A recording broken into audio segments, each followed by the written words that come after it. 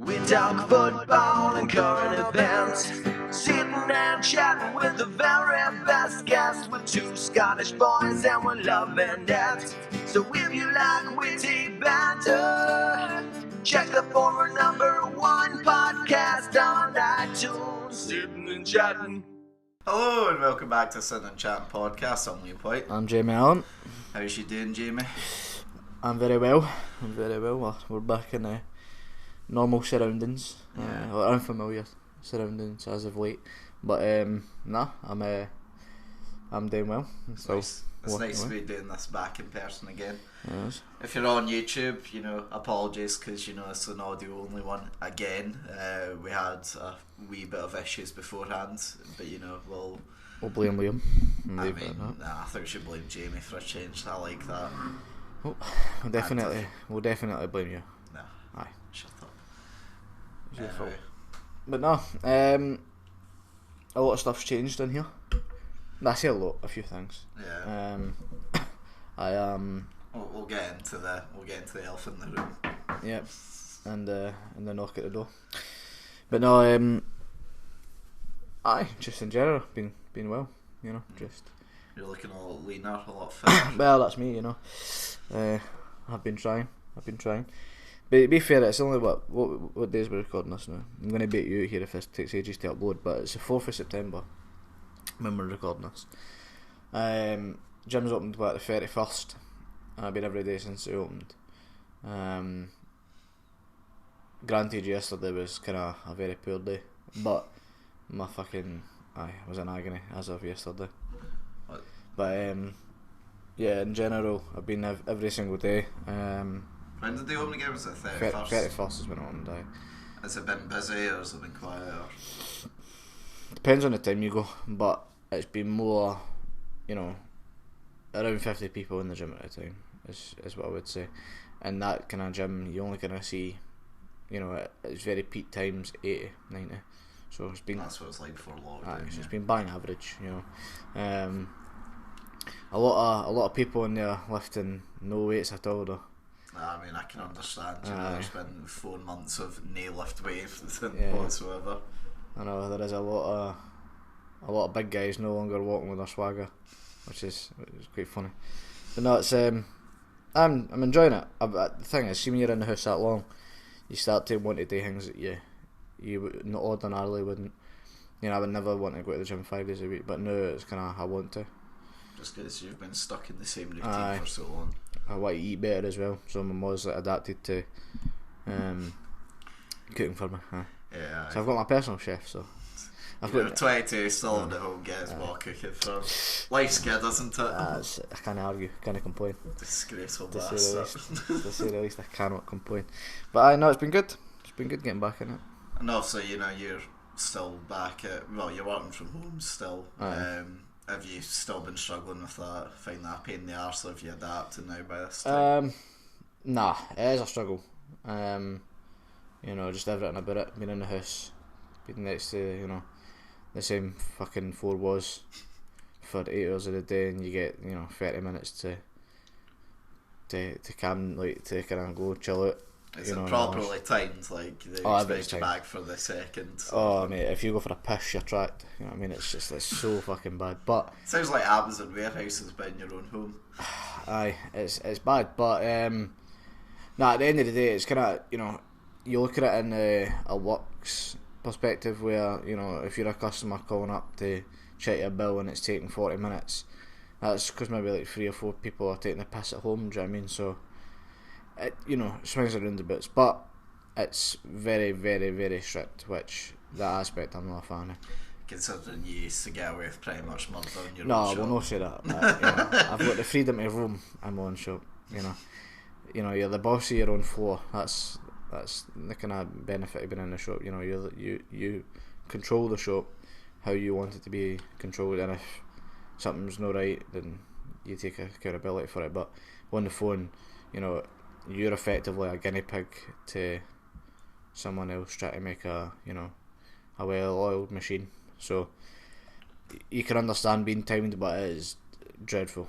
It's a horrible experience. But it's only for 5-6 months, and then you hopefully go back to normality, don't you? I mean, do you think it'll be back to normality come Christmas? No, I think I'll be back in the shop, and I think it'll be, I think I could be in the shop as early as next week. Really? Yeah. So, I'm looking forward to that, but at the same time, how long is it going to last? You know what I mean? Because obviously you're aware of the cases that's happening and still in there. For Glasgow's just gone into a mini lockdown Yeah, as of yeah. 2 days ago. 2 I days think it ago. was, yeah. Aberdeen's already had theirs, so I mean, the way I see it is we're not far behind. You think? Yeah, I think it could happen very soon, and I think it could be a country mini lockdown soon enough because our R rating's just under 1 again, so it's not looking good. But I could be wrong. I don't make the decisions for a very good reason. I wonder why. Yeah, for a very good reason. But no, I mean, at the end of the day, if we have to go back into it, hopefully the people that were breaking the lockdown will no longer break the lockdown in there. I mean, do you really think that? I mean, No, I they're think breaking it when it happened anyway. So No, but I think it could be different though, because I think even, it took 7 years for, the Black Plague to go away. And, the Spanish flu was, 2 or 3 years. And it was because the first time around with a lockdown, it was treated badly. People still went out, didn't give a fuck. And I never learnt from the mistakes. But then the second time around, when the lockdown came and it was a full country lockdown again, people learnt from the mistakes that they made in the first one, and then it got rid of it. Thing is, I genuinely think we'll be dealing with coronavirus for 3-4 years, maybe even 5, unless we find a vaccine. But who knows? But people need to realise if we go back into complete lockdown country-wise, just stay in the house. Otherwise you're going to continuously go back to work, feel like you're going back to normal, and then you'll be hit with it again. I just don't think it's going to happen. I think if it was put into lockdown, because everyone's had now their taste of freedom, so to speak, if you get what I mean. I think they'll just go back to it. I think it would be policed better this time though. I think, in respect to, when I went out, so I never broke lockdown rules, but I went to a shop in Glasgow, when they were still open, at the peak lockdown, like we just went into it, and everybody was to stay in the house, and you would only go to work if it was absolutely necessary. And I went to a store that was dealing with customers but in the office, so it was over the phone, so it wasn't, you weren't interacting with anybody, you were keeping 2 metre distance in the shop and stuff, so it was all proper normal. But to go to work, I got pulled over on the motorway, twice going and twice coming back. Well, asking where you're going. Asking where I was going, showing proof. So it was policed okay, but I showed them a form and they just accepted it.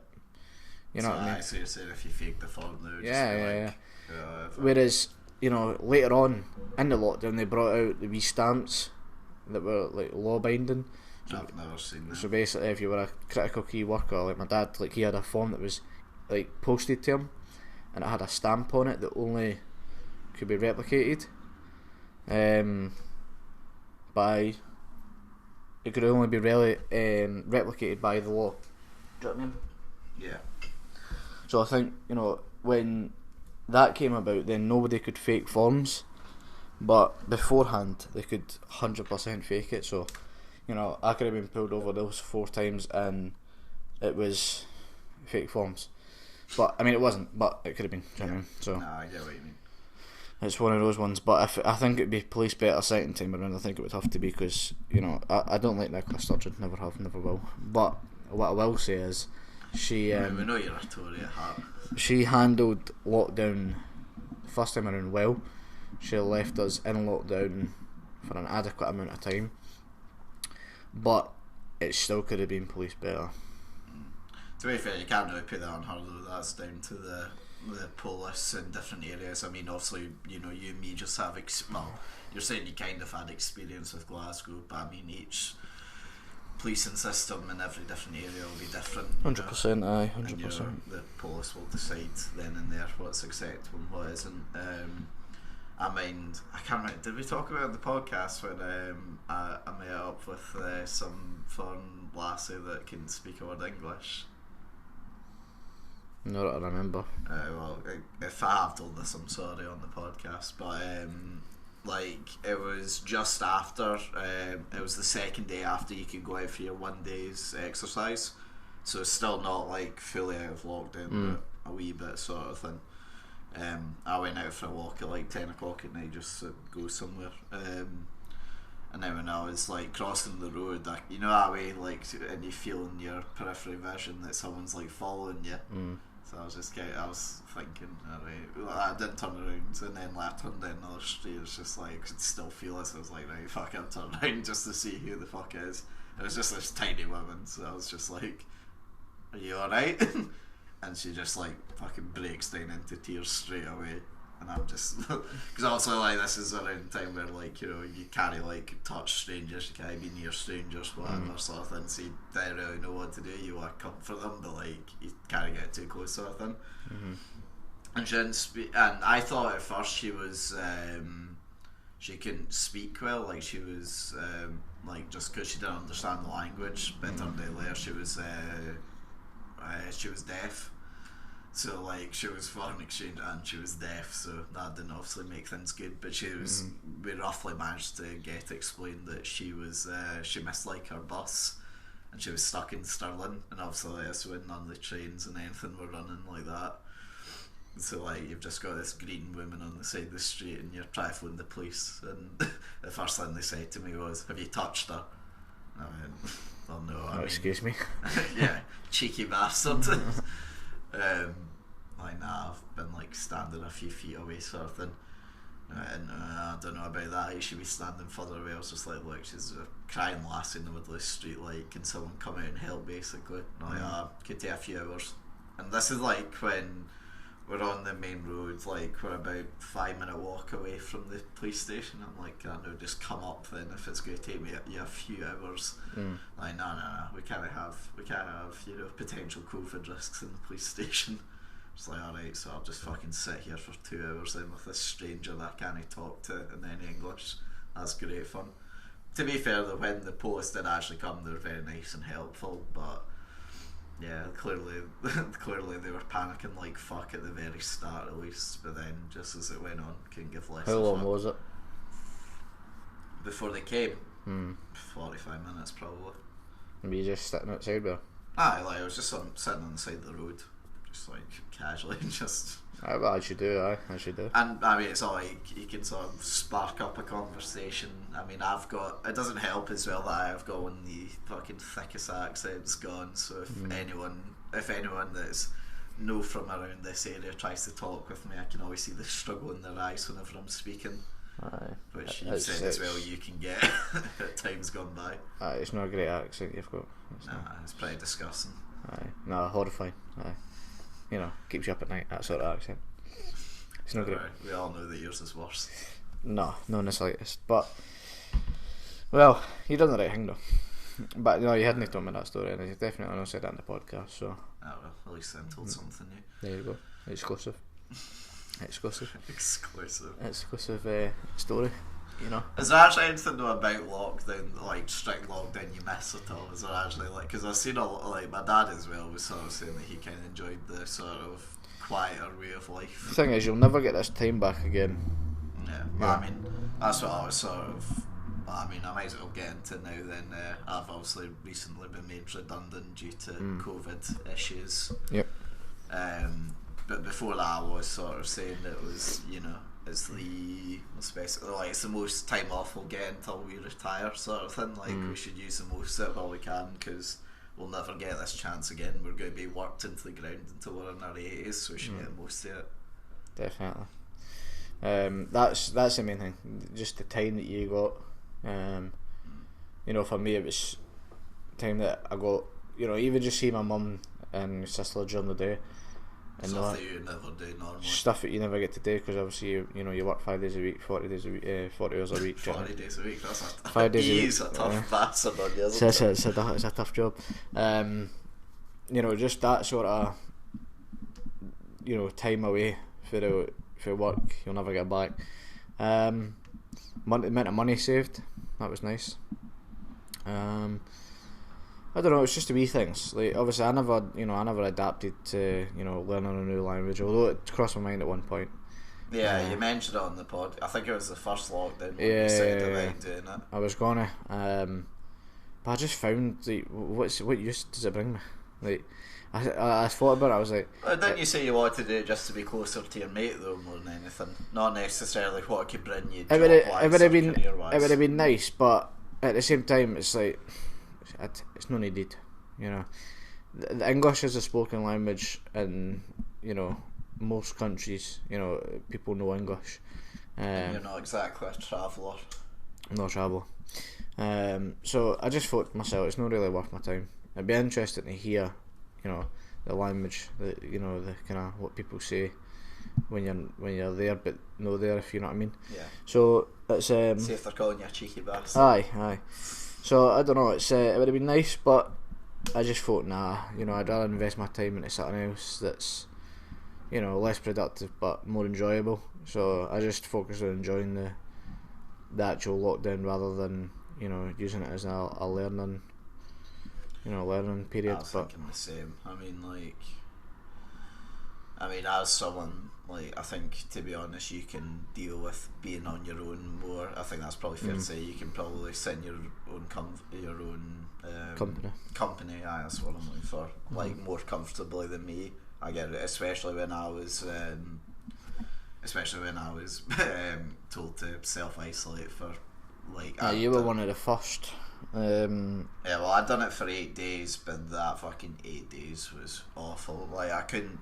It's just wee things that you don't even think about. It's just going to the shops. Just literally, I could go out of the house every night once for 5 minutes at 1 or 2 or whatever, when I knew there'd be no one walking by, to get some fresh air.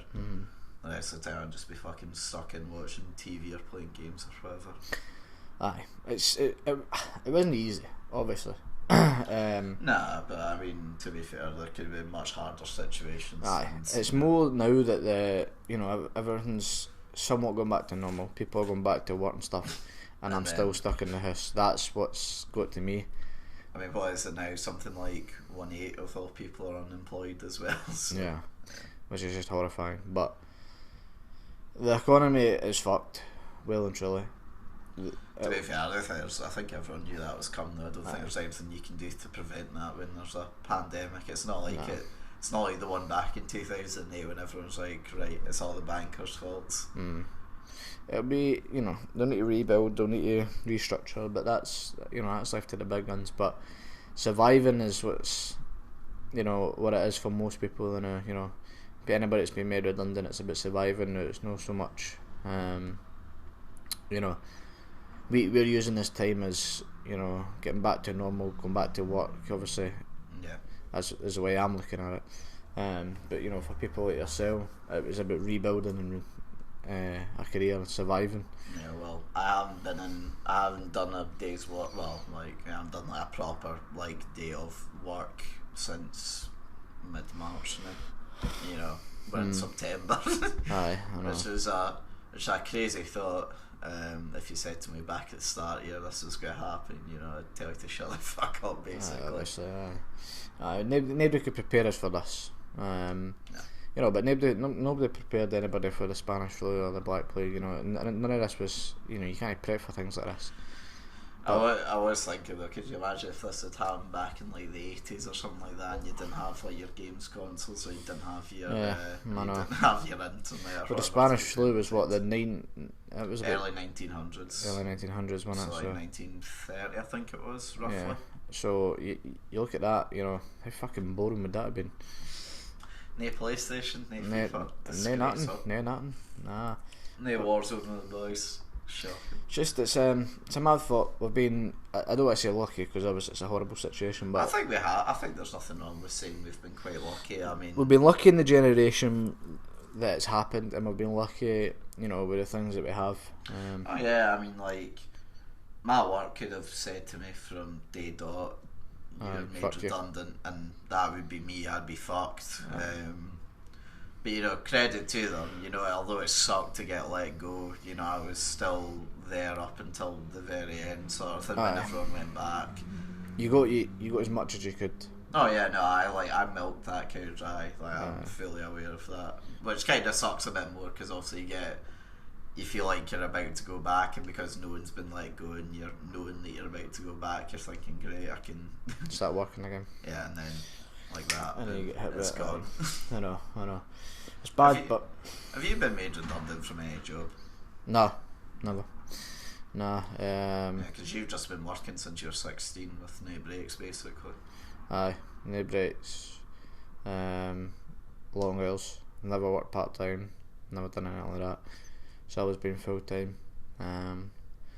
I started off in PHP plumbing, which is a wee bit behind the. I remember. I can't remember what it is. It's towards Spinkers. Yeah. Worked Is in that there. when you dropped the radiator on your ankle? When that fell on my radio, let's just be fucking crystal clear. I mean, I think I heard it was a drop. If I was wise enough at that age, I would have sued the bastards. It was not in the racket. I walked past it, put something to the left, and then boom, there it came on me. It should have been tied up. It wasn't. Fuck yous. But having said all of that, I done 40 hours in there, 5 days a week. That was just temporary. That was nothing that was going to be permanent. And then I went and worked for Bry Masterson's Plumbing, but I worked for them for a short period of time. Yeah. And then EE was the next. the be all and end all. Yeah, your place of worship. So I'm Your church. still there, coming up 6 years. Fuck, has it been that long? It's been long. Fuck me, man. That makes me feel old. I know, man. I'm only 22 and I've been there for 6 years, so it makes you fucking it makes you concerned. Been there since I was 16, do you know what I mean? So That's good on you. I mean, let's be honest here. You could have had the chance to be a lazy prat. To be all honest, you know, you haven't moved out, so you know you could just sit on your arse and play PlayStation. But you went, when you left school, but you went and got work. So credit to you. well, I never late school. It was always going to be a case of, you know, I wanted to work since I could remember. Going out summer holidays in the lorry with my dad just kind of fueled my hunger for this sort of environment, you know. So more just to be on the be your own man in that sense, or is it the money aspect? That No, I don't know. I think it's I don't know how to put it, man. It's like filling my day up. You know, it's like when I seen my dad get up at 5 in the morning and then he'll come back to 6 at night. You know, and knowing that whole day he was grafting away, like it just gave me that kind of hunger to want to be able to have that life of, you know, although you hate work come the end of it, you know, but I never ever did really hate work. You know, there's been times where I've had managers and, well, you know, issues at work and stuff, but you know, you get past that. But you know, I wouldn't say I've ever really hated my work, other than obviously working from home. It's becoming a bit of hatred, but yeah, but that wouldn't be. That's, you know, that's no permanent. So that's where. I mean, who knows with the Well, list? You might if it becomes permanent, and obviously I can adapt to that, because then I would again take it upon myself to. I would get an office. I mean, it wouldn't be. I would make something of it. I wouldn't. Put it this way, like if the EE says to me, right, you're going to start working from home permanent, we need it. This is the way it's going to be. Here's how it's going to outlook. I would be dealing up my contract in the way I want it. I would be, you know, because I'd taken into consideration the amount of lecky that's getting used, Wi-Fi. I'd be like, right, I want this much of a pay rise. I want this sort of break. You know, I'd be asking for an hour break, 2:15s. An hour and a half away from the computer is a minimum a day. Because see, when it first started, and then it'll be like, right, see you, Jamie. No. You know, because at the end of the day, we've got the most shops in the UK for phones. Phone shops, yeah.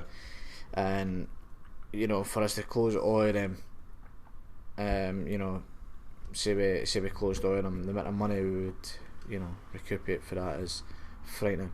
So you better believe I'd be asking for some sort of fucking wanglement, you know. But fair play to you for knowing your rights and such. It'd be a lot of people probably would just go, alright, whatever. No, I wouldn't be working for him unless it was kind of very much, you know, thought through.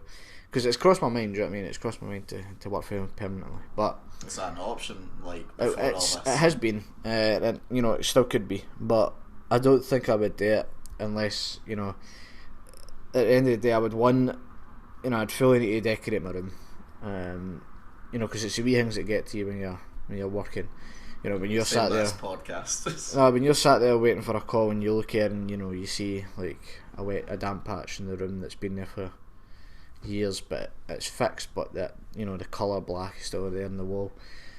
That sort of thing gets to you. You don't want to be in that environment. So I would have to fully decorate a room. I would move it all about. I'd get a new desk. I would actually sort the wiring out. You know, I'd make sure that my space that I was in was nice. Do you know what I mean? So, Tip top. because that's what gets to you. Do you know what I mean? Like there was times where I was working from home and I was like, you know, I'm just going to sit in the kitchen because it's that fucking dull in my bedroom. Do you know what I mean? Because you sit in your bedroom and play. You know, I sat in my bedroom and played Warzone for 5-6 hours a day. You know, you don't care about your surroundings because you're focused. You're talking to your mates. Yeah. Whereas when you're working, you get distracted. It's slower. The day's slower. Do you know what I mean? You feel like it's because you're not enjoying it. You know, so you're forced to be there. You're not doing. Your eyes are wandering. You know, you're there, but you're not there. So I felt the same when I lived in my dorms. I mean, like, you've seen it. My room was basically like a prison. Like, there's no. Aye, I know. It's that's the thing though. You've got to be, if you're spending so much time somewhere, it's got to be how you want it. You know, that's what they say. You make a house a home, don't you? Do you know what I mean? You change what you want to make it appealing to you, but I don't know, it's different for every person. Like, you know, if I was to look at some of the people I did work from home with, you know, that were in my team, they would tell you that would just go and work from home, come off and then go spend time with their family. That was their day-to-day business and they wouldn't give a fuck about their surroundings, whereas with me that's... No, I couldn't do that as well. I'm like you. It's like, especially when I was in this flat when so like, I might as well move on to it then. So like my lockdown project, might have mentioned it, I finally completely built my bar, which if I remember I'll try and put up a picture for the YouTube video. But yeah, no, I'm really, it actually surprised me a lot how close it was to what I expected it to look like, bar maybe the countertop. So like for the audio listeners, it's basically like an all sort of oaky wood, like L shape sort of thing with shelves on the inside. I've just got to get classic dickheads of Stirling driving by. But yeah, no. So I'm really proud of it. When lockdown first kicked in, I was like, right, I want a project. Kind of like you with learning a new language at first. Obviously forgetting though that everywhere's closed at the start, so I had to wait a while before starting. But the other thing is as well, like, because we don't live in a massive flat, I've had to I've genuinely rearranged this room I think 4 times to find what worked the best, if you get what I mean. But I finally got something that works, and it was fucking hard graft as well because my dad wanted to get it done within a week, like from starting from scratch with nothing done. It did take us 2 weeks, but only 5 of those days we worked on, if you get me. Yeah. It's like 4 days during the first week we worked, and then 1 day in the second week to get it finished. But go on then, that's an outsider. You've noticed a few things. Let's hear your shite now. That's good. I like it. It's no, you know, if you've got a fat bar, man, you're fucked, because the gap to get in behind the bar is a bit questionable. You've got to be, you know, 16 stone or less to get in there. I think that's the persuasiveness, you know. If you lose some weight, then you get to go behind the bar and steal all the booze. Right, I get you. But no, the worktop, it's nice. Reminds you kind of old pub mentality. You know, you've got your cup holders, you've got everything. You've got everything accounted for. Other than fatties, you've got everything accounted for. I like the wee sign that says Liam's Bar. It's very, very homely. The sanding could have been better, but other than that, it's kind of. Nice. That's fair. That's pretty good from you. I was expecting more shite to be talked about. No. It's the one issue was though. So upon building after, like I said, it took 5 days. On the 4th day was when I got my call from my work saying, by the way, just keep an eye out, you might be getting made redundant. Yep. And then the day we finished it was 2 days after I got made redundant from my work. So I've now got this lovely, beautiful bar all built, and I have no money to put any booze in it. So I've got some dregs of old stuff left, but nothing like proper to fill up with. It's not a bar I'd visit at the moment. You know, it's a bar that's it's been hit by lockdown, to say the least. Yeah, definitely. But no, it's nice. It's good. At least you've done a project. Do you know what I mean? Yeah, no, I'm proud that I had an idea and I went with it, because it's like all through my own designs and measurements and that, and I was fucking terrified I was going to cock that up, but thankfully it came off okay. Thanks, Miss Rye, for the woodwork. No, it's good. Imagine just for your final project in S2 you drag this up, just give me that fucking aid now. No, it's good. I do like it, and I look Appreciate forward it. to getting a drink from it. We'll get one before I leave. We'll Oh Jesus, oh dear Lord. Go talk to us then, because obviously it's I'll tell you my perspective. Okay. Well, I'll explain this obviously. So, for those of you that are maybe not familiar with the podcast, I used to work in the bingo in Stirling, which unfortunately, like I said recently, I was made redundant from. Now, I've got family that live out in Jersey, the Channel Island. Man that lives over there is really high ranking in the police out there. They've made, the whole family's really successful over there. They've made something of themselves, and they've always been sort of hammering on to me for years now to sort of come over and visit during the summer holidays, because I've not got around to it as of yet. Just with being busy with work mainly. And also they heard what happened, and they very kindly offered me to go over there and look for work, which is a great opportunity. But at the time I was sort of thinking, Jersey's 40 miles from one side to the other, right? And I was sort of thinking that if I can't find a job in Scotland, why am I going to find a job in Jersey, sort of thing. And to be fair to them, to give them credit, they did sort of say, well, look, Stirling's quite a popular student area. Come September, all the students are coming back, and they're going to be taking the jobs that you need to tick you over until you get something proper again. Mm-hmm. I.e. your bartending, your cafes or whatever. Yeah. But there's none of that on the island. They don't have a university, so all their students leave come September. So they sort of put it to me like that, and I was sort of thinking, alright, I can sort of see it. And then as time went on, I sort of thought, fuck, I'm going to give it a try, just to experience something different. Yep. My plan is to go over there until Christmas time. Okay. Obviously, if that stays, who knows? But that's the idea, is to go over there until Christmas time. Mm-hmm. Come back before the new year, but who knows what happens. I mean, it's the sort of thing of, like, obviously, if you get... It would have to be the sort of thing, though, where I would need to be offered a fucking shit ton of money to stay there. And I know there's the possibility of that, because it's quite a rich place. But obviously I don't ken anyone over there bar man and man. Do you need a visa at all? No, it's still in the UK. Is it still in classes UK? Yeah, you don't need a passport to fly over there, you just need your driver's licence or something. Right. Good temperatures, So are you going over with a job secured, or are you going over looking? Well, that's the other thing. So I've been looking for jobs in Scotland since I was let go. Not been offered an interview yet. I've been looking for jobs in Jersey now for about 4 days, and I've got an interview for 2 jobs. So I'm doing that. So if that goes well, then I'll be going over there with a job. If not, I'll be going over there to look. How are you getting over? Are you flying? That was one of the things I have to say, that's one of the things I'm a bit sad about, though. I wanted to take my car over because, as you know, I'm a person that enjoys my driving. I assumed you were gonna, hence why I asked. I was more than happy to drive down to Dover, take the ferry over, or Portsmouth or Southampton or wherever it's from. But yeah, they were like, nah, you can't really do that. So it's just like, well, because there's like a car tax law. Basically, each household, from my understanding of it, can only have a certain amount of cars. Right, okay.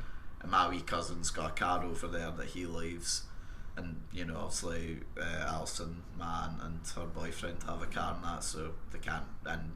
If there's already 3 people staying there, that counts as 3 cars, so they're not legally allowed to have another car. So that kind of sucks, but from looking suppose. on Google Maps, it's only like a half an hour walk to like the The thing is, you major could always places. get insured on one of their cars as well if it was, something that was necessary. I mean, if it's really necessary, I'll see about it. It's just obviously like costs and things like that. Yeah. But yeah, you're saying you're going to sort of say your opinion. What do you think about it then? No, but when you first told me, obviously, I respect the situation that I feel, but it's one of those things where you've got to do what you need to do. But when you first told me, obviously, you did what's best for you, happy for you and stuff. But it's another fucking one of these situations. So, first off, all the way back for school, Jack, me and him were best pals in school most likely. He fucks off to the army. Then we've got James Lightford, one of my closest pals. Fucks off to Yeovil to work in the Navy. Yeah. And that's about it. Obviously I've got Duncan as well, who It's now just left as well. he's just left. He's now in Afghanistan as a electrician for an army base. So there's 3. Now in Stirling, that 3, and then obviously you was kind of the main people that I done stuff with or spoke to and stuff like that. I've got Jazz, obviously, who I work with now. He stays in Causeway Head, so not far away. But he's not somebody that you typically just go out with all that often. Definitely have and I will, but it's not something that's a regular occurrence. So then obviously, you came to me and says that you're fucking off as well. I was like, wonderful, right. So literally everyone's fucked off. So you're going there, and obviously you're only going to Christmas. That's a hope. I mean, who knows? This could go all tits up, and I might be back after 2 weeks with my tail between my legs, sort of. Yeah, we'll wait and see what happens. But obviously, it's no something that I would never hold that against any of the fucking 4 years. It's like, I'm just know the kind of feel left behind. No, it's not even that. It's kind of it's one of those ones where it's like you fear the worst. You feel like am I going to want to do something and not have nobody around about me to do it with? And I've got other pals, as you probably know, but it's like it's not something that's. It's just weird, do you know what I mean? Everybody that I've went being really close pals with at school, is fucked off. Ben was another one. He went to Dundee University. Do you know what I mean? It's just all these things have just kind of, and it just built up. I was like, fucking hell, honestly, everyone's leaving. But it is what it is. But I'm just not the type of person that wants to fuck off and go elsewhere. Do you know what I mean? I've not got the drive. Obviously, I thought you were the same, but obviously you're when somebody you're made redundant, I can imagine motions, and you're just like, you know what, fuck it, I'm going to try it, get something new. Yeah, I mean, like, because that's a good opportunity you've been given to go over there. You're going over to family that you don't get to see all that often. You're getting to an opportunity to build a wee bit of life in there. It's something to tell the grandwins, stay there on the channels. It's exciting, you know what I mean? So I would never I would never put a downer on it. And it's the same way, like James going off to the Navy and Jack going off to the Army. They're going to they're just living normal lives, just in a different place, and then they're going away and fighting for the country, which obviously is a mad aspect to it. But realistically, James has built a family, and well, not family, but he's just built a life in Yeovil, and Jack's the same way he is. But I would never do what Duncan's done. I think for what Duncan's done at our age is crazy. And you know what? He's a fucking fanny. And he's a prick and just a total cunt. But you love him. At the end of the day, it's Duncan, and the way I see it is what he's done at our age is frightening to me. I don't think I could ever go over there, leave my family behind, and risk being killed for. I don't think you could pay me enough. Do you know what I mean? Like, he's getting a good wage, but I don't think you could pay me what he's getting to risk it. I don't know, from what you told me how much he was earning, I could probably be quite easily convinced by that kind of money. I think when you actually sit there and think about it, right, and they get bombed weekly, and that ain't base, right? Now, if you're one of the unlucky bastards who happen to be, in the base at McDonald's fixing a light switch, and a bomb hits, and that's you, gone. Your life's done. All the money you would have made is no longer yours. You've got a family growing up without you. All of that, when you actually think about it, not a chance. I would never risk it. But it's the same, like, you know, you could go driving your car to KFC and you could get fucking crashed into and killed. So yeah, it's just obviously the risk is significantly higher in Afghanistan.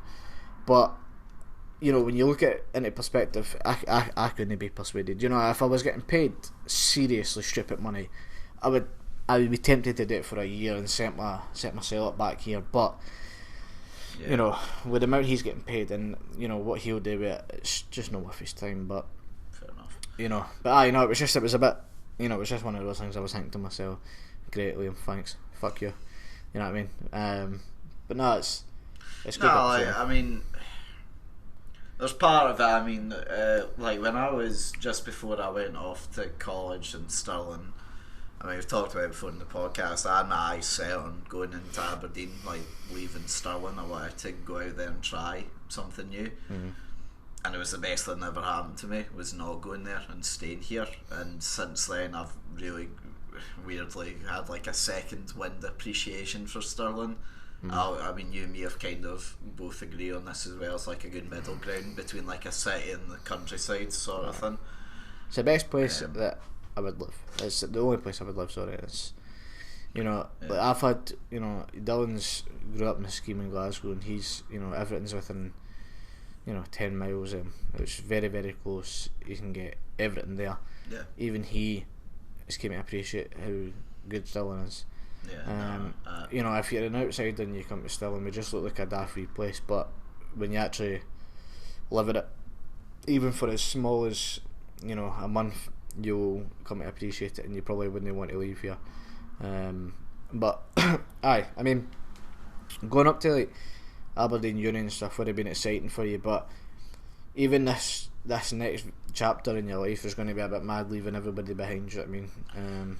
Yeah, like, and it's only for months at a time, you know, and you come back and visit and stuff, but it's obviously still a bit of a mental experience, isn't it? I mean, I've got to keep it in my head that, you know, something, I mean, it's a very low chance, I'm talking like 1 or 2% I'll stay over there, but it's one of those things I need to be aware of, I suppose, because very rarely will I ever make a plan B for something. I'm always usually plan A, and nothing else. Never fails. It's one of those things though, like, see if I'm not interested in something, and this might sound a bit bad, but it's like, so like, see the podcast, for example, it's either 100% effort with me or it's 0, because like, as much as it might seem like, oh, boo-hoo, you know, you make a podcast or a struggle, exactly. Like, I put a fucking lot of time and money into like trying to get this working, and there's just days like this where it fucks up, and just, you know, and I'm glad that we can be together and record, because it's been a long time since we've been able to do it. 100%. But it's one of those things that drives my fucking gears, just the thought of it. So like, if I'm putting effort into anything, it's 100% or nothing. I can't do a middle ground. I can't focus on two things. It's always one thing that has my attention. Which is why I think when you go over to the Channel Islands, you will you'll do well. And I hope for your sake that you do find something that pays very well. And if you do stay over there, then obviously you just make alternate plans with not the podcast as such, but more so I would come over and visit 100%, and then vice versa and stuff. But you know, these are long term things. Obviously, you just need to go out there, settle yourself in, get used to your surroundings, and then, you know, just work hard. It's the only thing you can do, really, isn't it? It's no. I mean, like, I do, like, part of me doesn't want to go. Like that's just me being honest. There's part of me that's like, because before lockdown I finally got myself into a place in my life where I'd be happy. I know for a fact that, you know, bar like someone in my family wins the lottery, I'm never going to be this person that has the fucking millionaire house or the cars or whatever. But I'm now at that point when I'm content with that. Like, I really love where I stay. I love the flat. I love the fact that I've still got so many of my mates from school, like so you know, and everyone else. I like the fact that I've got all my mates from college still, even though I don't go there anymore. And, you know, I had a job which I really enjoyed, although it's not the end goal. You know, I was really happy at it. And then you just sort of, and then obviously something like Corona hits, which no one expects, and then you're just like, right, fuck, now I need to reevaluate and change everything. I'm looking forward to it. There's aspects I'm definitely looking forward to it, but I'm very apprehensive, just because as well, like, same wee things like, you know, I've lived in my own comfort since I was 18. I'm gonna have to get used to again living with a family, and you know, maybe like I'll have to like cook for like 3 or 4 folks sort of thing, because obviously, you know, I'm more than happy to pull my own weight. Right. And, you know, doing things like gardening, just things that you just wouldn't be used to. You know, I might come home from work one night and just be like, right, I'm just going to play PlayStation, can't be arsed talking to anyone, go to bed. But obviously if you're staying in someone's house, you don't have that luxury. You know, you'll have to be, you know, presentable at all times. You have to be up for anything. It's a bit mad. You know, the kind of journey you're going on, but it's exciting though. That's the way I see it. It's you've got to look at it in a positive kind of attitude. It's you know, it's a big change, understandable. But with that change comes opportunity. So that's kind of, you know, there's upside to it. But no, I think it'll be a bit exciting for you. You know what I mean? Obviously, yeah, you'll weighed up the you know, the pros and the cons to it, and the cons are probably, you know, take advantage of you at times where you'll be thinking, should I go over? But, you know, go with your original decision. If you want to go, and then try and let your mind change it. I think it'd be silly not to give it a try, because this will probably be the only chance I get now. You're not losing nothing. Yeah, it'll definitely, because I mean, the hope is obviously I get a job, whether it be here or whether it be in Glasgow or whether it be in Jersey or wherever it is. I'm hoping to obviously still do something media related, and I hope when I'm finally on that path, that'll be me to get the job that I want. Yeah. And yeah, I just hope that in the meantime I can find something that'll tick me over. But nah, I appreciate your words of encouragement. It does mean a lot to me, so thank you. Well, you'll go out and you'll make it big time and forget about us. Well, I mean, that's where all the old F1 drivers go in, because it's a tax haven, so you know, you never know. Maybe I will be a millionaire. But don't worry as well, podcast. I'll be taking my Mac and I'll be taking the microphone with me, so we can record while we're out there. There'll be no issues with that. That's ideal then. But the actual good thing is, you know, I'm hoping, because I'll finally maybe get a chance to save up. It depends on the job. I might finally get a chance in my life to save up a bit of money. We might have a new setup to come back to when I'm back. Who knows? True. You know, wait and see. we might have 2 lights instead of just one. We'll not get ahead of ourselves. We might even have proper audio mixer, which would be, you know, which is only something that I've wanted now for 3 years, so that'd be nice. We'll see what happens. We'll not get excited. We'll not get ahead of ourselves. But we'll not get excited, yeah. And I'm looking forward to it. And you know, whether this be the last one in Scotland, I don't know, but I'll definitely report back, and we can discuss it over Discord what it's like abroad. 100%. Yeah. Anyway, moving on, I want to talk about our favourite subject, football. Right. Before because obviously we still have yet to have done a podcast since, you know, Liverpool won the title, which for us is disgraceful, quite frankly. That is. We've been Leonard ever since. Yeah. And I want to talk to you about the Scotland thing, because I briefly spoke to you about it on Messenger when it happened. Scotland thing. With Scotland doesn't have a great track record, let's say, of keeping its stars wanting to play for Scotland. You know, you've in the past you've had people like Scott Brown retired quite early. You've had stars. Come on, right? I will walk it. It's for the podcast. Right? No. Rephrase that. Barry Ferguson. Well, I was going backwards between the players, but Barry Ferguson, we've got Stephen Fletcher, Matt Ritchie, I think, as well. Fuck, who else? Matt Phillips actually still plays. He still played. Darren Fletcher fucked off it a couple of times as well when he was. To be fair though, he was pretty injury ridden, I think. But either way, and now of course Scotland's favourite all-time striker, Ollie McBurney, is now basically, well, I mean, it's pretty obvious he's just refusing to play for Scotland. Can he be arsed? Rightly so. Good man.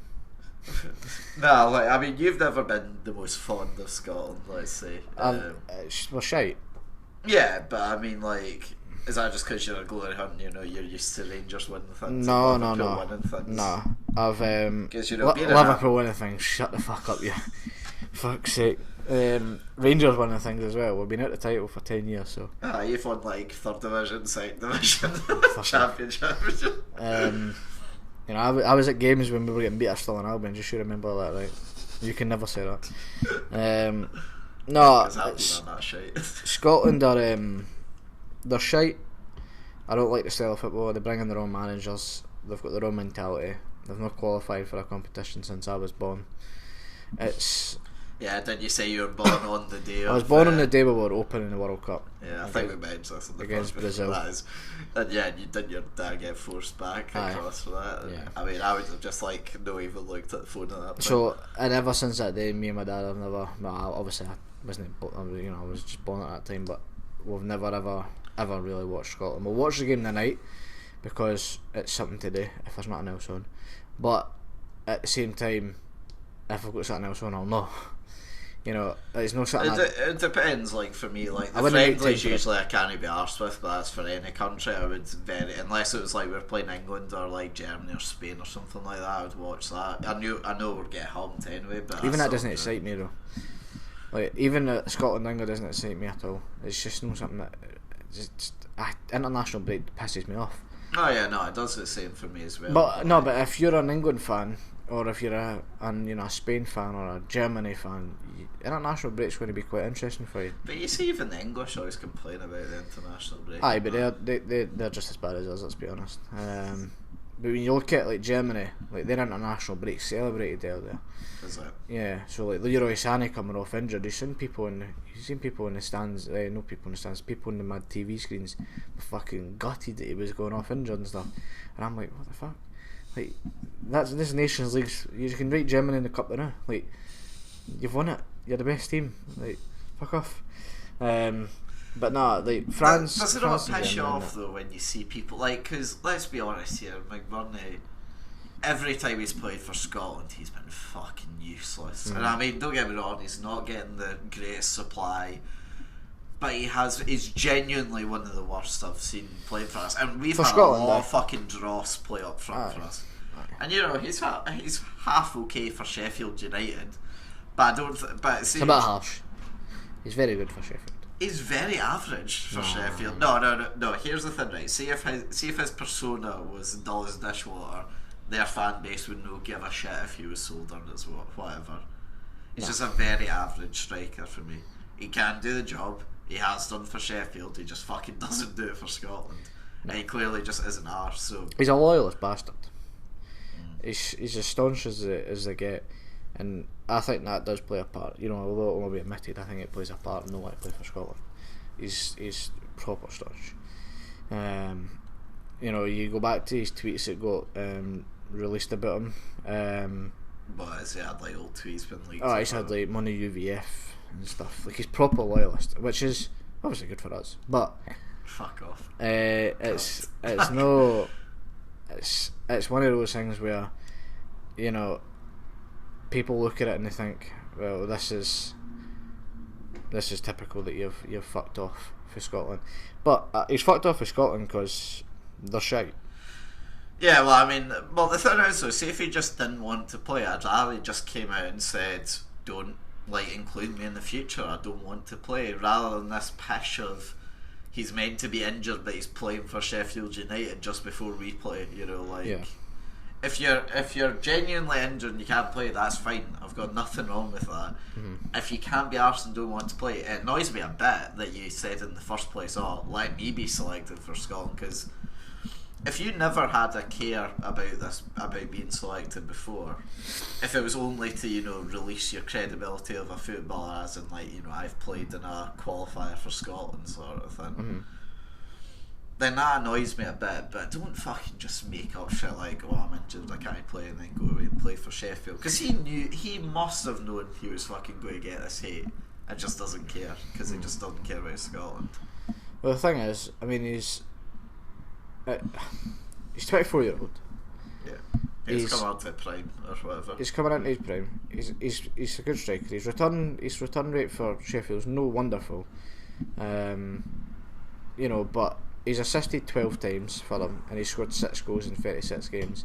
It's not a terrible return. You know, he's contributed to more than half of the games that he's played, and you know, I dare say a lot of them would be his help. Do you know what I mean? So his return rate isn't bad for Sheffield. His return rate for Swansea, when he played for Swansea, he played 55 games and scored like 36 goals and 12 assists. Again, it's a good return. Yeah. I think he's just above average, and you were disrespecting him a bit there. And I think he could be. But he has been fucking shy whenever he's played for Scotland, 100%. 100%. But what we've got to remember here is he's went to play for England originally, and never turned. Well, I mean, I think he got selected for not for an actual competition, but he got selected. Under he got selected, 19s or 20s or whatever. and he got told he could make the first team. But then players like Vardy, Harry Kane broke into the scene, and you're thinking, right, I'm never going to compete with these guys. Do you know what I mean? So Ara took a step back for that. And then, you know, because he was born at Leeds or something. He was born down south. And when you hear him talk, he's, you know, he's got an English twang. He's, you know, voice. He's proper. It's weird because he is actually the most Scottish looking bloke ever, isn't he? Aye. You know, he's got Robert in his name. Yeah, and just that big fuck off ginger beard as well. It's like, just so, I disagree with what he's done, because if you're allowing yourself to, if you turn around and go, right, I've played for England, I'm not going to get in the squad, fair enough, right? And then you say that I'm going to go to my other country, I'm allowed to play for Scotland, you know, it's where I was, you know, it's where my family's from, blah blah blah, fine. You then go, you sign your contract to say you'll play international for whenever you're called up. You get called up multiple times to then say, oh, actually, the service is pish, I don't like it, I can't be arsed, I'm not playing anymore, is utterly disrespectful. Because if you sign up to say you want to play for Scotland, you should know what you're signing up for. Sheer shit. And yeah, it is a 1986 signing. Like, you're not going to play exactly. with decent players. Andy Robertson signed up for Scotland, no knowing he was going to make it to the big time. Knew he's made it to the big time, he's the captain, he knows what he's in for every time he steps out for Scotland, but you see it, he puts 100% on the park every time. And it's the same with Tierney, he's technically made it big time going to Arsenal, technically. Yeah, no, he always fucking gives 100%. He gives 100%, and he's not even for Scotland. Is it not? No, he's for the Channel Islands. So, no, he's no, wait, hold on, no, he's not. I don't know if this is he's like for the Isle Mull or some shit. Ah, right, okay. But you know, he's still Scottish. He's Scottish. He's got Scottish in him. Let's just say that. Yeah. Probably a cock up his arse, but he's got Scottish in him. But you know, one thing I wouldn't disrespect him is he brings his all to playing on the park for Scotland every time, and he's not a bad player. You know, anybody that says he's a bad player is ridiculous. Aye, he's not good enough for Arsenal, and that's hard to say because Arsenal's fucking dreadful. But I don't think he's good enough for them. I don't think he's good enough for a big Prem side like that yet. I think he's went one step too far. I think he's went from Celtic to Arsenal, whereas he should have went Celtic, Hull, Arsenal, for example. You know, like an Andy Robertson kind of thing. You know, obviously. No, I think he earned his right to go there. It's just one. I think he's definitely good enough for them for the level they're at now. It's just a question of will he be able to improve enough by the time they get to be a big side again, sort of thing. I don't know. I think everyone's good. I don't think he's a bad player at all, but I think he's a Leicester right back right now. Left back, sorry, right now. You know. Oh yeah, no, I'll agree with you. He's probably at that level. He's like, you know, top. He'd probably fit into the top 8. You know, in the Prem. I think it's a weird one. But he gives his 100% for Scotland every time. But he's got nothing. Like the two of them, you know, they've got nobody to even look as for. Well, it's such shite for them as well because literally it's the first time we've had like one world class and one very decent player, and they both play in the same fucking position. It's not even that. It's the shite they've got next to them. You know, fucking had Christoph Berra running about next to them. What chance are you got? You know what I mean? It's like 38 probably now. And it's just dire. They had Craig Gordon for a while. Draft, absolute shite. They've now got John McLaughlin, I think, is on number 1, isn't they? Well, it's either him or it's what's his name? What's the other Scottish keeper? No, actually, thinking about it, I think John actually did play. John McLaughlin's. I'm sure John McLaughlin's either number 1 or number 2, and it's between. Oh, I can't remember his name. Is it Craig Gordon still? Craig Gordon won't be in it now. Who's the other one? I can't even mind. Marshall. David Marshall, that's it. So, you look at that and you think John McLaughlin's a good keeper, and actually, you wouldn't find me saying this not ordinarily, but for Rangers, I don't think I could give Allan McGregor a spot straight away again. And you know how good he was, and you know how much I raved about him in the Europa League because he kept us in Europe. Yeah. But John McLaughlin's been phenomenal. We've not conceded this season so far. Touch wood, hope it continues. And for Rangers, he's made crucial saves. We've only dropped 2 points. We've not conceded. So I honestly can't just right, McGregor, you're back for injury, and you go and chuck McLaughlin beside you. I couldn't do that. I personally couldn't do that. But that's just me. So John McLaughlin would have to be my Scotland number 1, I think. At the back four, kind of, it speaks for itself. Although, but it's because I've got nothing else. I mean, midfield wise, we've got to, Stuart Armstrong when he plays is phenomenal. Ryan Christie's so good. Like, I hate it because he plays for Celtic, but John McGinn as well. John McGinn's phenomenal as well. John McGinn's a very, very good player. Yeah, that's good as well. There's players like John Fleck coming through as well. Scott McTominay, I know he doesn't play for Manchester United. He's on the style midfields wise, we're looking good because Stuart Armstrong, Ryan Christie, 2 great players. And now just got Neil up top. And then, in the wings, Matt Phillips, man, fuck off. Ryan Fraser was doing bits. Ryan Fraser was good, aye. But now he's lost everything. He's washed now as well. As much as you hate him as well, James Forrest was doing he's bits. Shite. He's a worst football player I've seen in a while, man, honestly. Scottish Iron Robin. He's been at Celtic for 10 years, right? 10 years. And he's not even scored 100 goals yet. I mean, he's playing off the right. Shut the fuck up. Salah's played for Liverpool for a season and he's almost at 100 goals. Like, fuck you. 10 years, mate, that's abysmal. That's not even 10 goals a season. Think about that for a second, do you know what I mean? Scotland. In Scotland, playing for the best side. He got a hat-trick though for Scotland not long ago. Right, shut up. Honestly, he's a coat hanger, he's shite.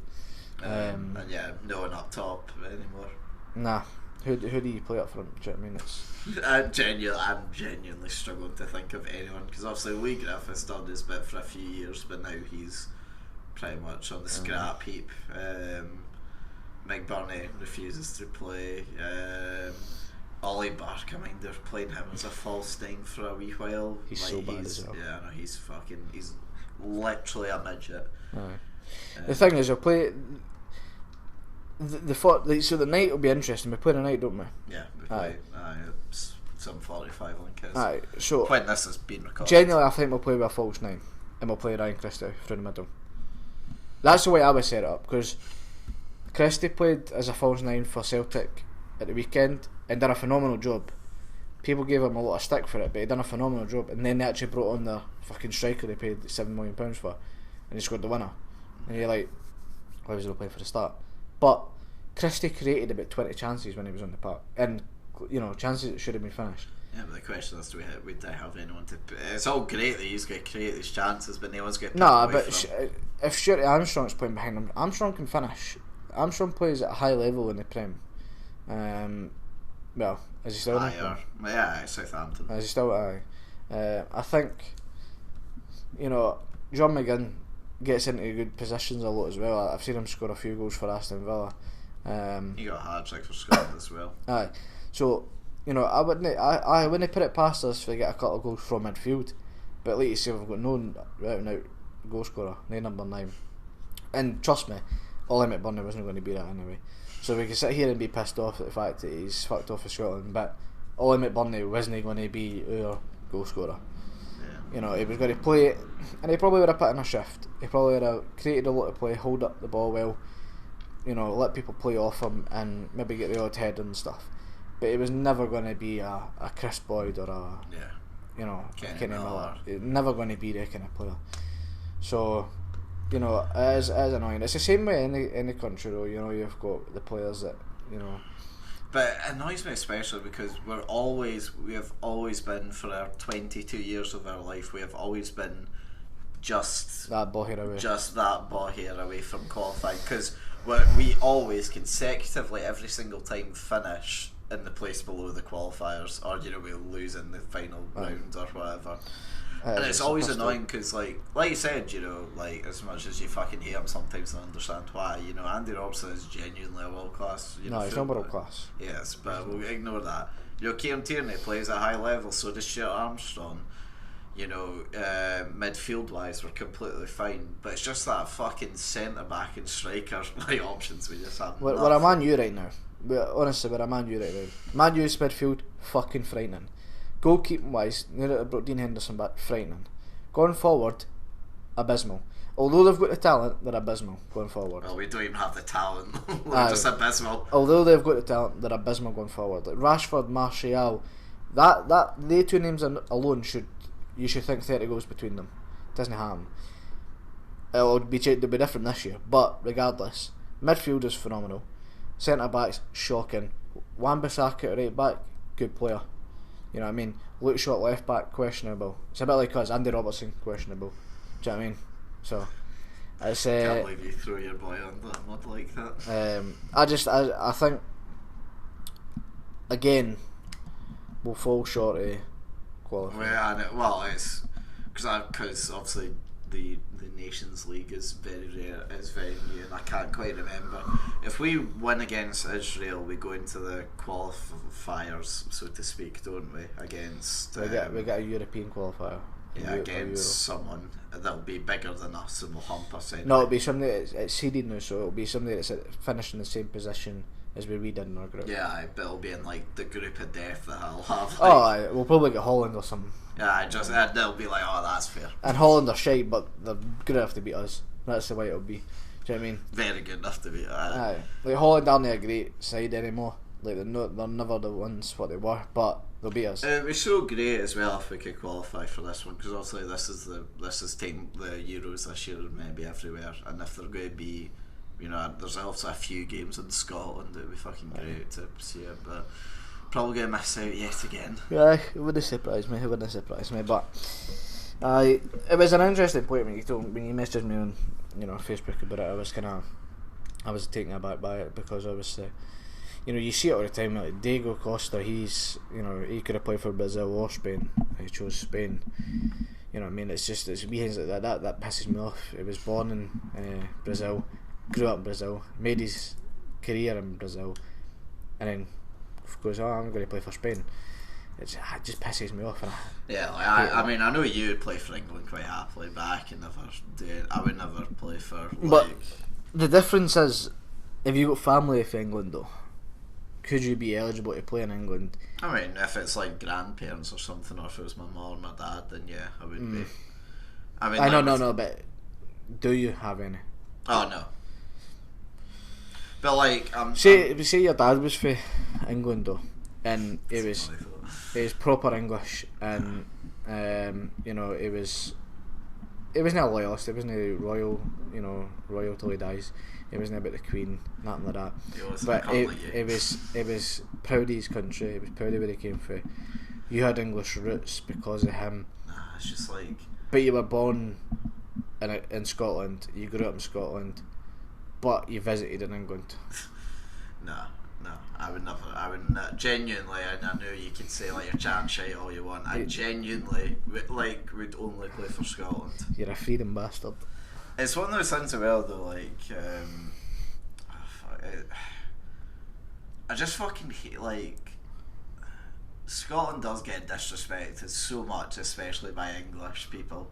It just winds me up the wrong way. Rightly so. Listen to your accent and think about which side you're taking here.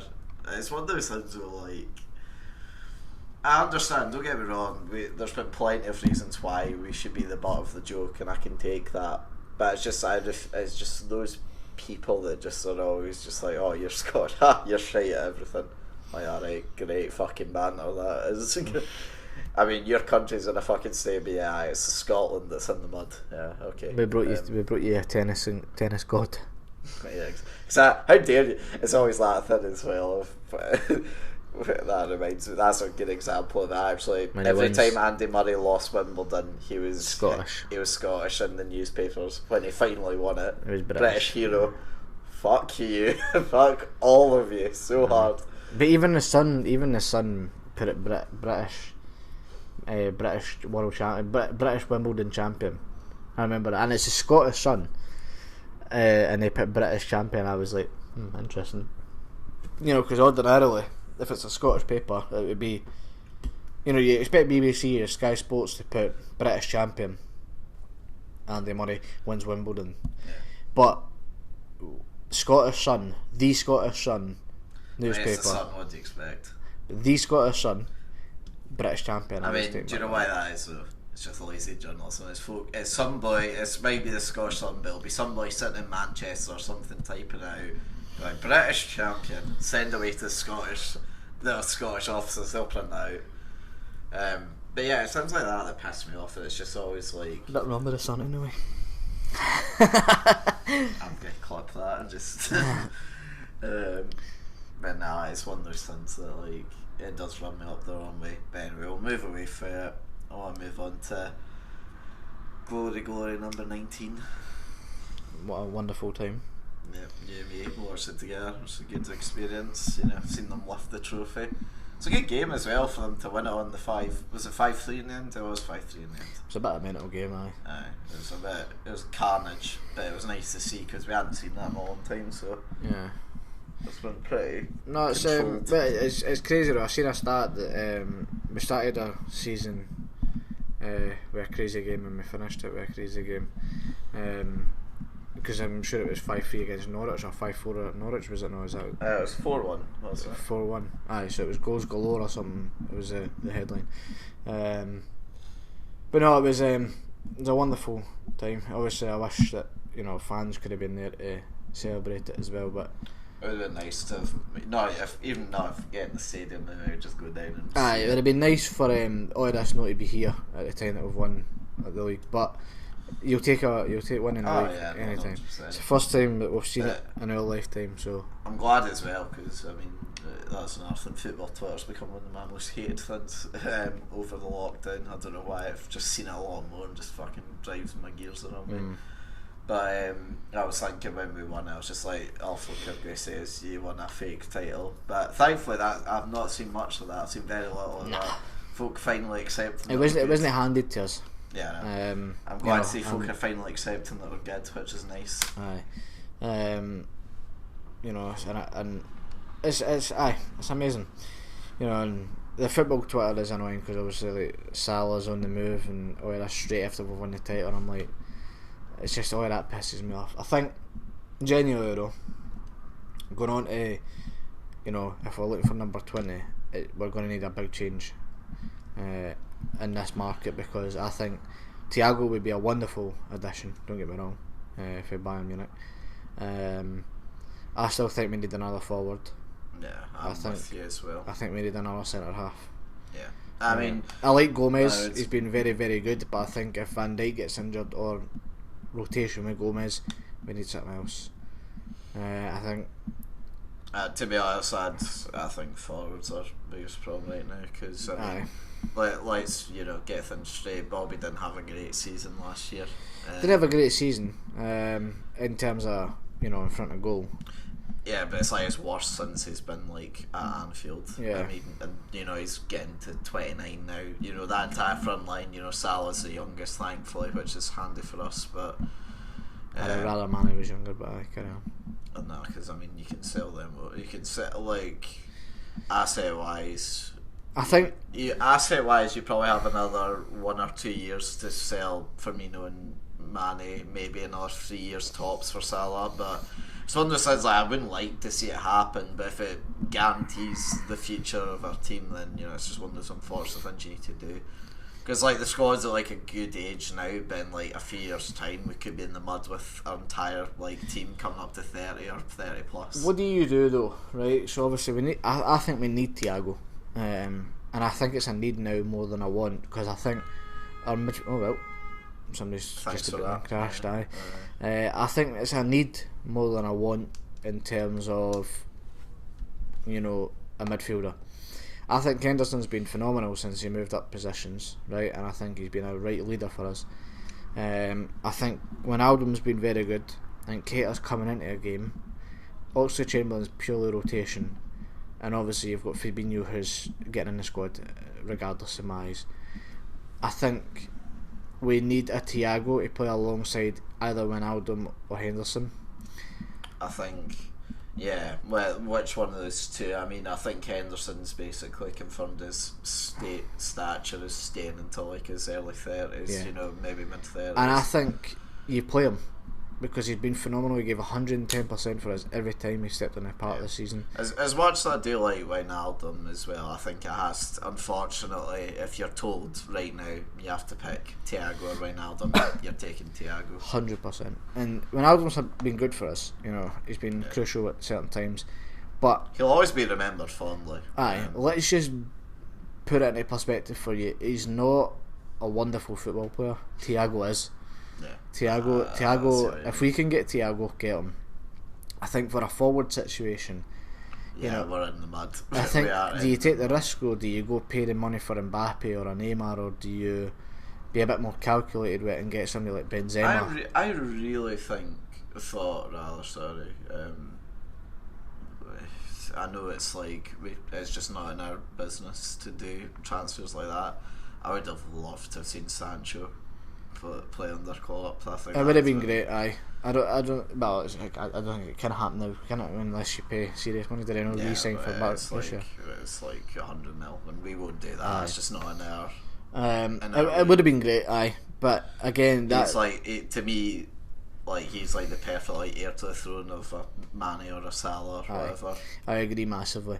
I think if you leave the forward, like the wingers out, and you replace a Firmino, it's got to be with an out and out striker now.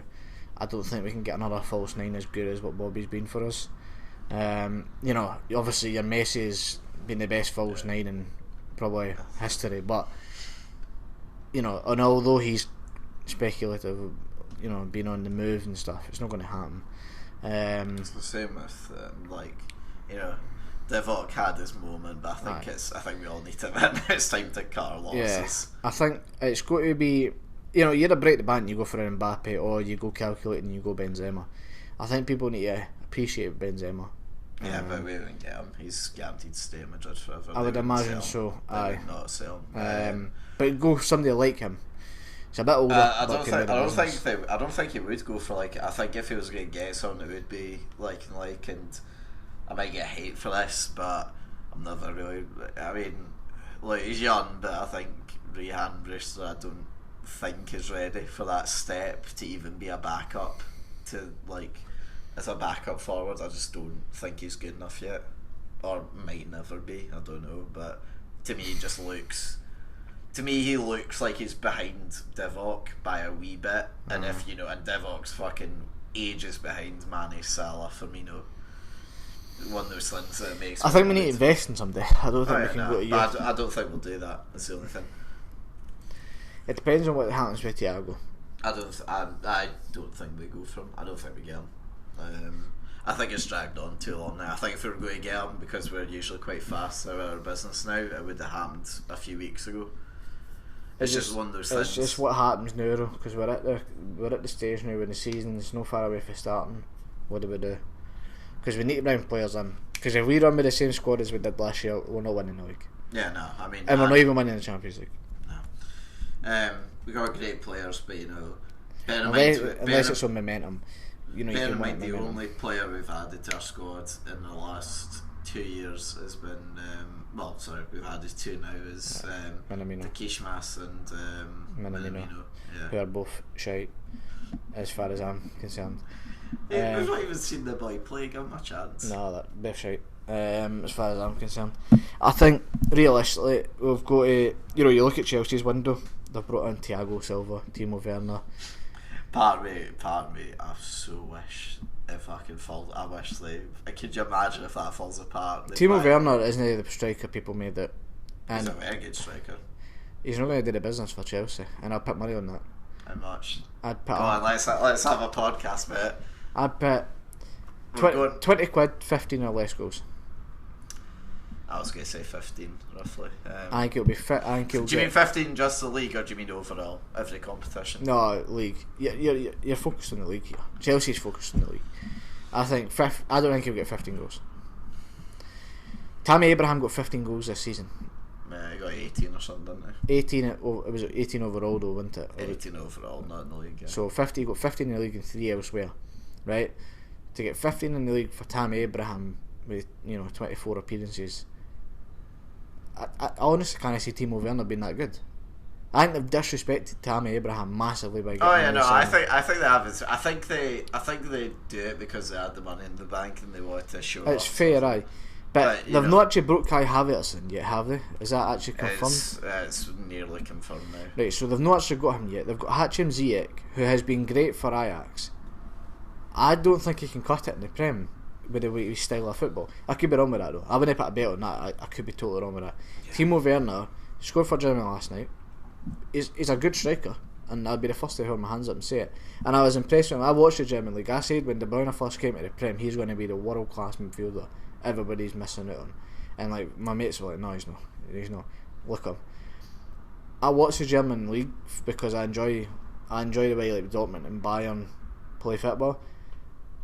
100% Timo Werner isn't going to be the striker. At least in the first 2 years, I genuinely don't think he'll get 15 goals for them. You don't think? See, I'm willing to put a bet that he gets 15 no comps. I'm not thinking maybe in his first season he'll hit 20 guaranteed, but I'm thinking I'm thinking he'll hit 15. So wait, so do you want to make a bet then? In all comps, I don't think he'll get over 20. Because I'm saying I don't think he'll either, to be honest. I think he'll get maybe 12 goals in the league if he's lucky, and he'll get maybe 3 in the Champions League if they get that far.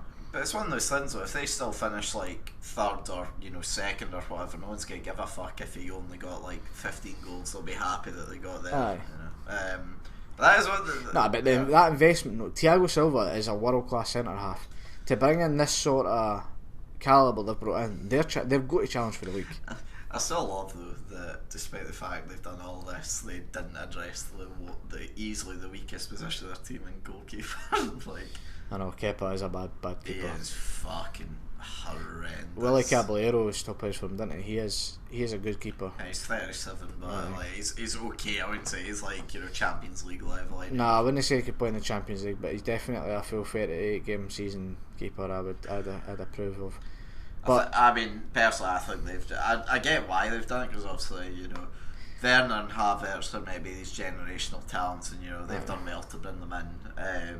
They might create another dynasty with this. Who knows? But I could be totally wrong. I just don't think I am. I think Lampard has done phenomenal in his first season. Right, let's just actually put a bit of respect in his name. For his first season, he has done absolutely amazing. His transfer window looks meaty, like it looks really appealing. I think he's focused on his outfield. You outscore your opponent is what I think he's went for. And we're bringing in Thiago Silva, right? They've done what Liverpool never done in that season. They never had an experienced centre half. And the reason I think they've left Kepa there is because Kepa's a shot stopper, right? But with Thiago Silva there, man in the back line, I think Lampard's thinking Thiago Silva's going to be our Van Dijk. It's a big risk though, even for one season, because if he goes injured or he's not if he's not up to the races, that's it. Their season collapses. Kurt Zuma and stuff aren't going to cut it. They're good centre halves, but they're not going to cut it. But I think Man U's won the goalkeep transfer out of this year, because Dean Henderson and De Gea as a backup. Dean Henderson with De Gea as a backup is going to be the way it goes. What he did at Sheffield United was phenomenal. Go on then, just before we end it, where are you predicting we finish this year? You have to make a bet now. Third. Even though third? That's what I said last year when we came first. I think it's going to be City, United, us. Really? And I hate to admit it, but trust me, Pogba, Bruno Fernandes, and that midfield. Well, do you want to do top four then? We'll do a top four bet. What's your top four? Right, so I'm going City, Man U, Liverpool, Chelsea.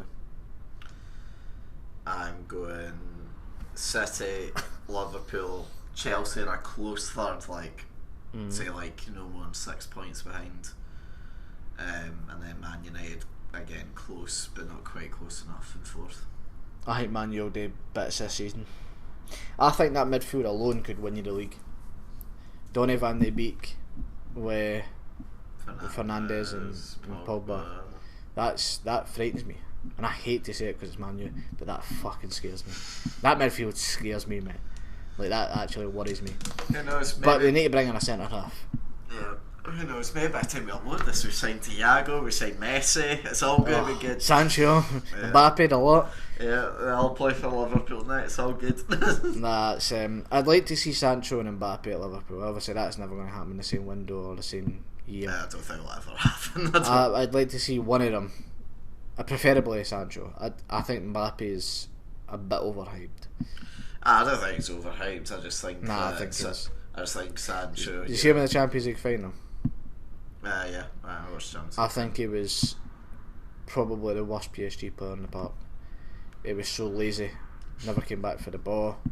It was nothing going forward, and he never bet anybody with pace. He was scared to take anybody on. Could be nerves, being young, first Champions League final. He did boss it in the World Cup final though. He did. So, it's not as if he's not done it before. I just thought that it was pathetic. And Neymar was equally as bad. I'd give credit to him though, he was actually tracking back and he got 2 decent shots off. Neymar, with his experience and his age, should have done much better than that final. Oh yeah, no, I'm not saying they had a great final, I'm just saying I think compared to Mbappe, he'd done a lot better. I think that tarnished my kind of the way I look at Mbappe. I think, people call him the next biggest thing, and after that Champions League, I can't see it. Because you put Ronaldo back in 18, 19-year-old in that final, he'd win that for PSG. He wasn't that. He was nowhere near the level of Mbappe when he was 19. I think he would have. You just think though he would have done better. I mean, you take Man United Ronaldo. I can see the argument, but also if you think back to Madrid's treble that they won a Champions League a few years ago, right? Ronaldo in all 3 of those finals done hee-haw, and that's not to say he wasn't great in the competition beforehand, but 3 Champions League finals in a row he done hee-haw. His build up to get there was what made him looked at, but I completely agree. He was pushing all 3 of the finals, but to win 3 in the bounce, it was a midfield. That Modric has been the best midfielder in the world for a while and nobody's noticed it. Do you know what I mean? Toni Kroos is another phenomenal midfielder. I think it's overlooked at times how good they actually are. But they're coming. Like Modric is coming towards the end of his time. He's finished. I think he's never going to reach the heights that he was once at. I think Toni Kroos still got a lot of years left in him at a top level, but it's a bit mental. But that's my top 4, and I think it'll be. Should we settle it? Should we have a fiver as a bet? Fiver. Are you taking me up the team of Werner, or are you shattered? Under 15. Wait, I want to confirm what the bet is. Under 15 goals in the league is what I'm going for. And I'll happily put a 10 on it. If he hits 15 though, is it just off square? No one's I'll go 15 or so I'll go 15 or less, and you go 15 and above. And if it's 15 exactly, yeah, because I would be willing to bet 15. So if that's the case, then I'll go. So if it's 15 and above, it's a draw. Yeah. If he hits 15 and out 15 and below, it's a draw. Yeah. But if he gets 16, you win. 14, I win. Yeah. Fiver on each top 4 and then that. Right, fair enough. Is there anything else you want to say before we go then? No. Good luck. No, it's been good to be back. Like I said, we'll try. Away to Jersey at the end of this month. I'll try and get one more done here before we leave. That'll be the aim. Maybe it'll be a guess, maybe not. Who knows? We'll find out. It's been good to be back. Until next time, I suppose. Then I've been Liam Whyte. I've been Jamie Allan. And we'll see you all next time. Goodbye. We talk football and current events, sitting and chatting with the very best guests. We're 2 Scottish boys and we're loving that. So if you like witty